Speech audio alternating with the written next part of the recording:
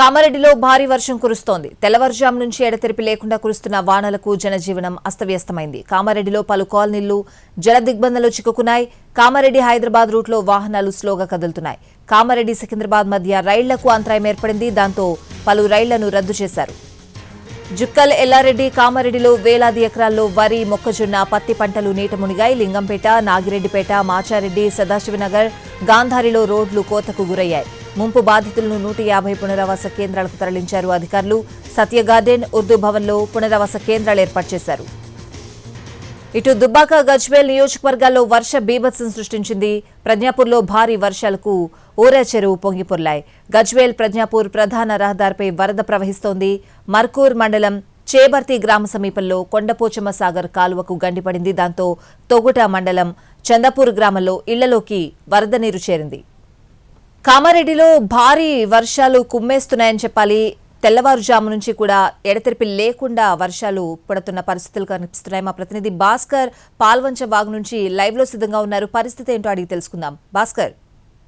స్వాతి, పాల్వంచ వాగు దగ్గర ఉన్న మాచారెడ్డి మండలం పాల్వంచ వాగు. ఇది కామారెడ్డి మాచారెడ్డి మధ్య ప్రధాన రహదారి అని చెప్పవచ్చు. ఇక్కడ ఈ బ్రిడ్జి పై నుంచి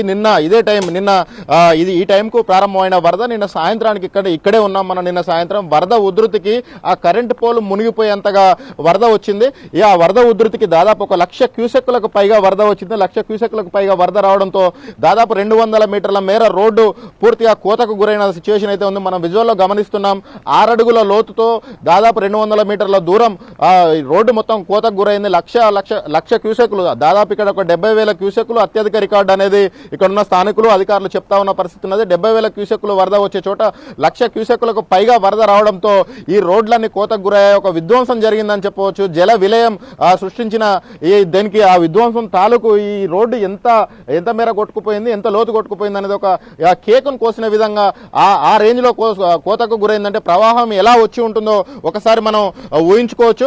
మనం ఇక్కడ విజువల్లో గమనిస్తున్నాం. వాగు ఉధృతి ఎలా ఉంది. ఇది మానేరుకు సంబంధించి, మానేరులో కొంచెం ముందుకు పోయిన తర్వాత మానేరు నదిలో ఈ పాల్వంచ వాగు కలుస్తుంది. వాగు ఉధృతి ఒకసారి మనం విజువల్లో చూడొచ్చు.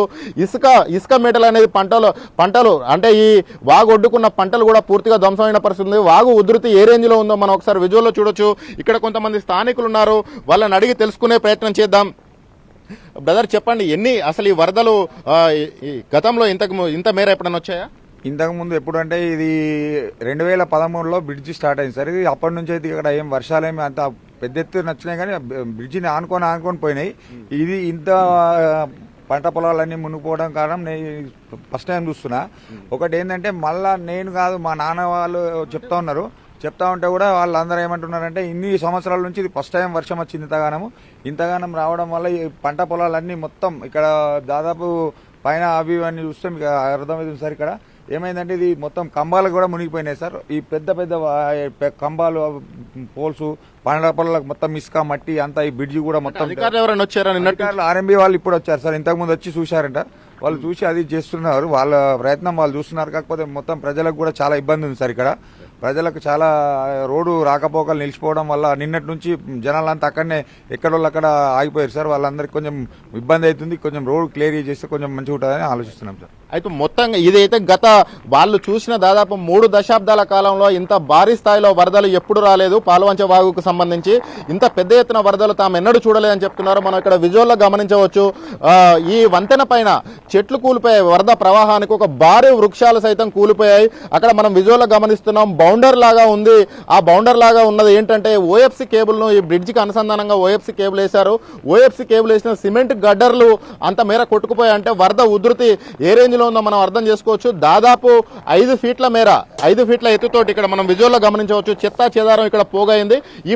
ఈ ఈత చెట్టు ఏదైతుందో ఈత చెట్టు మునిగిపోయేంత రేంజ్ లో వరద వచ్చింది.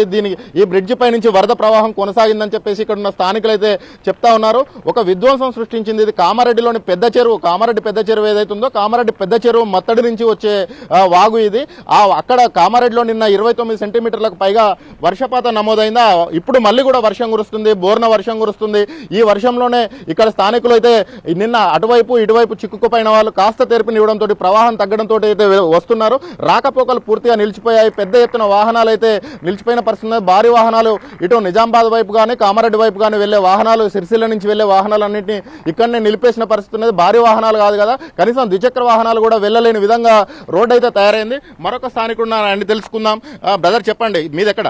మాది మంతందేవనపల్లి విలేజ్. అక్కడ నేను స్థానిక సర్పంచ్, మాజీ సర్పంచ్. ఇక్కడ మేము దాదాపు నేను 32 సంవత్సరాల వయసు గలని. నేను చిన్నప్పటి నుండి చూడలేను. మా తాతలు ఉన్నప్పుడు ఎప్పుడో ఇంత ప్రవాహం కాదు, ఇంతకంటే కొంచెం తక్కువ వచ్చిందని తెలుసు. కానీ ఇప్పుడు ఇంత పెద్ద ఎత్తున అనేది మా పూర్వీకులు కూడా చెప్తారు, మా తాతలు ముత్తాతలు కూడా చెప్తారు. ఇంత పెద్ద ప్రవాహం అనేది ఇప్పుడే చూస్తున్నాం. గత 50 సంవత్సరాల నుంచి 100 సంవత్సరాల లోపల ఇంత పెద్ద ఎత్తున ప్రవాహం వస్తుందని. పైన ఏమైనా చెరువులు తెగిపోయినాయా? పైన చెరువులు తెగిపోయినాయి అని అంటారు, కానీ మనకు తెలియదు. పైన ఇప్పుడు కామారెడ్డి పెద్ద చెరువు ఏదైతే ఉందో అది అలుగు వారడం వల్ల మళ్ళీ ఇటు భవానిపేట చెరువు, పోతారం చెరువు అవన్నీ కూడా ఇందులోకే ప్రవహిస్తాయి. కాబట్టి ఇంత పెద్ద ఎత్తున వస్తుంది. పంట పొలాలు చాలా ఎత్తున డ్యామేజ్ అయినాయి, రోడ్లు కూడా మొత్తం ఖరాబ్ అయినాయి. మరి మాచారెడ్డి, లింగంపేట అక్కడి నుంచి కూడా వరద ఇక్కడికి మాచారెడ్డి, లింగంపేట, సింగరాయపల్లి, ఆరేపల్లి, కామారెడ్డి పెద్ద చెరువు, చిన్నమల్లారెడ్డి చెరువు ఉడక తెగిపోయిందని అంటారు. అవన్నీ కూడా ఇక్కడికి వస్తాయి, ఇదే వాగులకు వస్తాయి. ఈసాయిపేటకు లచ్చపేట నుండి లచ్చపేటకి వెళ్ళిపోతుంది, ఇది మానేరుకి వెళ్ళిపోతుంది ఈ వాగు అనేది.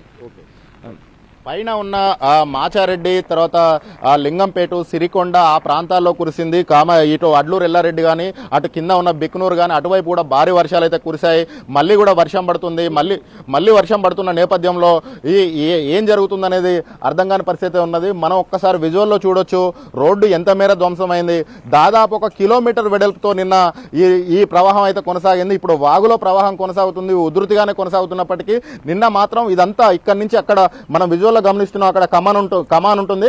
ఆ కమాన్ వరకు కూడా ప్రవాహం దాదాపు 5 ఫీట్ల, ఈ రోడ్డు పైన 5 ఫీట్ల ఎత్తుతో ప్రవాహం కొనసాగింది. ఆ ఉధృతికి రోడ్డు అంతా ధ్వంసమైన పరిస్థితి ఉన్నది. ఇక్కడ ఇలా ఉంటే కామారెడ్డి టౌన్ కనుక చూసినట్టయితే కామారెడ్డి టౌన్లో పాత హైవే జంగంపల్లి దగ్గర కావచ్చు, కామారెడ్డి టౌన్లో కావచ్చు, హైవే పూర్తిగా దాదాపు 400 మీటర్ల మేర అదైపోయింది. మనం అక్కడ విజువల్లో గమనించవచ్చు. అతను ఎంత లోతులో ఇది కయ్య కూసింది, ఎంత లోతులో రోడ్డు ధ్వంసమైంది అనేది మనం విజువల్లో గమనించవచ్చు. ఇంత మేర ధ్వంసం అయింది, ఒక భారీ నష్టం అయితే జరిగింది. ఇక్కడి నుంచి పెద్ద వాహనాలు అంటే లారీ లాంటి వాహనాలు అయితే ఇప్పటికిప్పుడు వెళ్లే పరిస్థితి లేదు. సిరిసిల్ల నుంచి కామారెడ్డి వైపు రాకపోకలు అయితే స్తంభించిన సిచ్యువేషన్ కనబడుతుంది. అటు హైదరాబాదు కామారెడ్డి హైవే, అటు ఆదిలాబాదు కామారెడ్డి హైవే కూడా పూర్తిగా దెబ్బతిన్నది. 100 మీటర్ల దూరం హైవే పూర్తిగా ధ్వంసమైంది. దాదాపు 15 ఫీట్ల లోతులో ఒక బావిని తలపించే విధంగా కయ్యగోసి అంటే రోడ్డు మొత్తం పూర్తిగా ధ్వంసమైన సిచ్యువేషన్ ఉంది. జిఆర్ కాలనీ దగ్గర రోడ్డు కుంగిపోయింది. కామారెడ్డి టౌన్ ఇంకా కూడా కామారెడ్డి టౌన్ ఇప్పటి వరకు కూడా వరద నీటి దిగ్బంధం నుంచి అసలు తేరుకోలేని సిచ్యువేషన్ ఉంది. మళ్ళీ వర్షం కురుస్తుంది, మనం వర్షంలోనే ఉన్నాం ప్రస్తుతం. ఈ వర్షం కురుస్తుంది. వర్షం కురిసిన తర్వాత ఇప్పుడు తగ్గిందనుకున్న ప్రవాహం మళ్ళీ పెరిగే అవకాశాలున్నాయి. ఎంత మేర పడుతుంది ఏంటి అనేది అయితే సహాయ చర్యలు ఒకవైపు కొనసాగుతూ ఉన్నాయి. సహాయ చర్యలకు ఒకవైపు కొనసాగుతుండగా మళ్ళీ వర్షం పడుతుండటంతో ప్రజలైతే ఒక ఇబ్బందులు ఎదుర్కొంటున్నారు.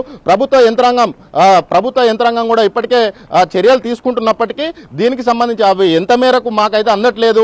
కనీసం మంచినీరు లేదు, మాకు పాలు లేవు, ఆహార పదార్థాలు అందట్లేదు అని చెప్పేసి అయితే ప్రజలు వాపోతున్న పరిస్థితి ఉన్నది. రూరల్లో కూడా అదే సిచ్యువేషన్ కొనసాగుతున్నది. మంచినీళ్ళు కూడా దొరకని పరిస్థితి అయితే ఉంది. కరెంటు లేదు. అంధకారంలోనే 24 గంటల నుంచి గ్రామాలు ఉన్న పరిస్థితి అయితే నెలకొని ఉన్నది. Swathi. Right Bhaskar, thanks for the updates.